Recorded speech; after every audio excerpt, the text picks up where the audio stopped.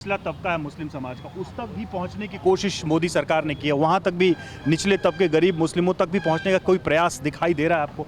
सांगली की ही बात कर लीजिए। यहाँ पर हालत ऐसी थी कि बीजेपी के ऑफिस में जाने के लिए भी घबराते थे लोग। अच्छा, हाँ। ऐसा क्यों? पहले हालत थी ऐसी, अच्छा, लेकिन आज हालत वो नहीं है ना। ये तो आप कह रहे हैं कि आप लोग के मन में डर बिठाया गया था क्या कुछ? पहले डर था।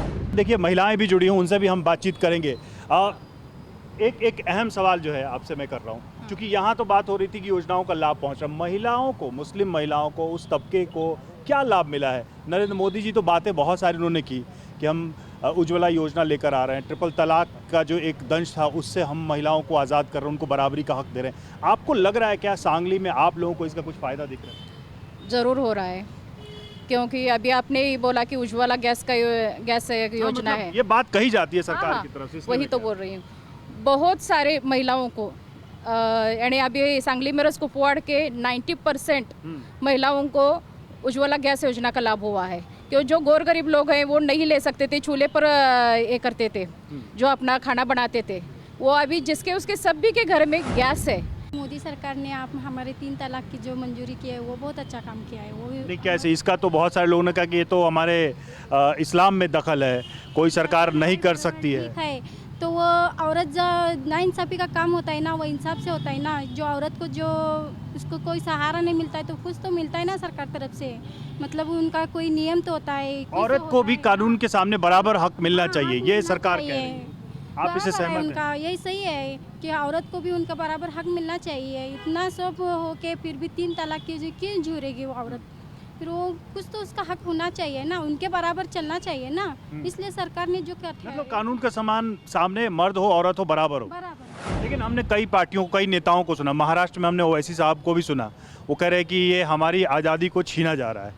ये आज़ादी दी जा रही है कि छीनी जा रही है? नहीं, सही बात तो आज़ादी दी जा रही है। मतलब हाँ। जो एक इंसान आदमी के बराबर औरत को भी एक समानता मिलनी चाहिए। संविधान में तो है, लेकिन एक शरीयत के हिसाब से हमको भी मतलब कि गवर्नमेंट की तरफ से ट्रिपल तलाक का ये जो नियम सरकार ने लागू किया है, तो इससे हम पूरी तरह सहमत हैं। महाराष्ट्र में जहाँ जहाँ गया, कुछ लोगों से मेरी बात हुई, कुछ दूसरे दलों के या समर्थकों से या अलग लोगों से भी, जो नरेंद्र मोदी की नीतियों को पसंद नहीं कर रहे हैं। और उनका बड़ा आरोप है कि 2014 के बाद मुसलमान इस देश का, महाराष्ट्र का असुरक्षित हो गया। 2014 के पहले बहुत सेफ था। ऐसा है क्या? आपको डर लगता है क्या? नहीं, वैसा कुछ डर नहीं लगता। सही है। तो ये बात क्यों कही जा रही है? बात अब ये कांग्रेस नेते और बड़े बड़े ये लोगों ने ये बना रहे हैं, डराया जा रहा है, हाँ।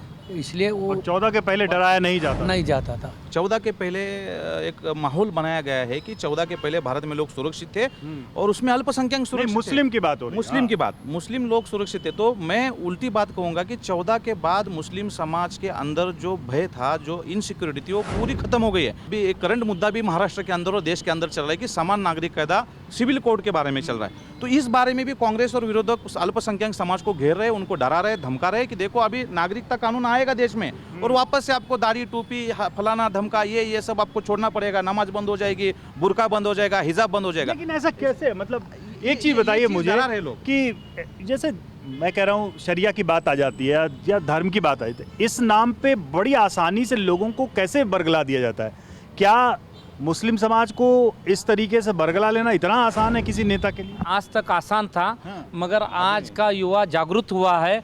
मोदी जी के साथ वो कदम पर कदम खड़ा, मोदी जी ने ये विश्वास दिलाया है कि मैं जो भी काम करूंगा मेरे तमाम देशवासियों के लिए काम करूंगा। मेरा कोई एक ही समाज को लेकर भेदभाव करना ये एजेंडा ही नहीं, उनकी टैग लाइन ही है। पहले से बता रहे हैं कि वो सबका साथ, सबका विकास, सबका विश्वास।